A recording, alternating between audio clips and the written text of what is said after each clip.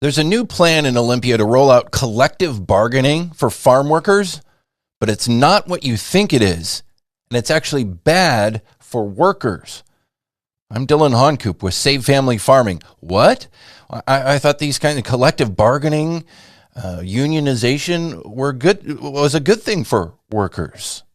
Well, maybe it's not the kind of unionization and collective bargaining most of us are familiar with that they're proposing in Olympia right now. And that's exactly what's going on. This isn't the kind of system that we've been used to for a long, long time in this country, where people get to vote to decide if they want to be represented by a union in a free and fair election. The proposal in Olympia right now wouldn't use free and fair elections. It would use what's called a card check process, which forces people to essentially sign a card publicly stating their desire to support the union. You think, okay, well, what's the difference? Is it that big of a difference? Yes, it is.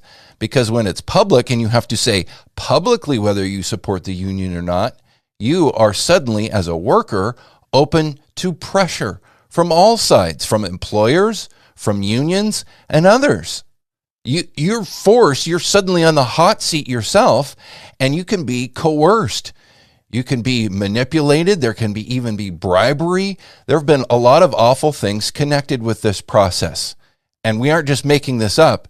It's already been happening in California. They've started to do this in California, and workers have been in the crosshairs of folks who have manipulated them and lied to them about this unionization process. And now we here in Washington are being deceived as well. We think this is the kind of unionization and collective bargaining we're all familiar with, but it's not.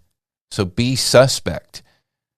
Is it fair for a union to coerce people into certifying it, showing their support for it, and getting this union in a place to collectively bargain when maybe it's something they didn't really even want to, but felt pressured to by others outside of their own family and personal decision making?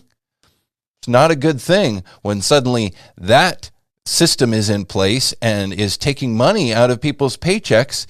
They don't even want it in the first place. That's unfair. That's un-American, and we should not be supporting this proposal for collective bargaining for farm workers that's currently on the move right now in Olympia. And that's the Save Family Farming Hot Take of the Week.